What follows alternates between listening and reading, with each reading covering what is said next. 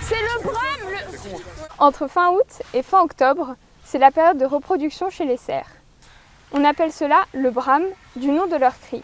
Pendant cette période, les cerfs vont bramer pour attirer des biches et se battre avec d'autres cerfs, leurs rivaux.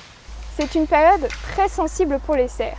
Entre l'accouplement, les combats et la surveillance de leur territoire, chaque cerf peut perdre jusqu'à 30% de son poids. Et en plus de ça, les cerfs se retrouvent très exposés.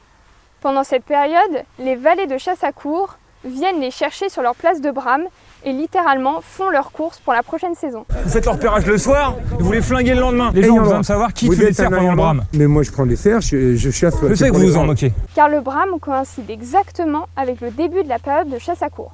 Tout le monde se souvient par exemple de ce cerf poursuivi jusque dans Compiègne à la même période l'année dernière. Un rapport scientifique paru en 1997 le disait déjà.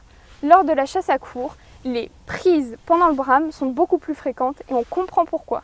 L'ONF, qui autorise ces chasses sur ces forêts, a publié des recommandations au public très précises sur cette période. Ne vous écartez pas des chemins forestiers autorisés. Soyez le plus discret possible. Ne cherchez pas à vous approcher des animaux. N'emmenez pas votre chien, surtout s'il n'a pas de laisse. La chasse à courre coche toutes les cases. Alors pourquoi lui accorder une dérogation quand tous les autres types de chasse sont interdits au même moment? AVA, qui réclame l'abolition pure et simple de cette pratique barbare, soutient naturellement toutes les propositions d'interdiction de la chasse à courre pendant le brame.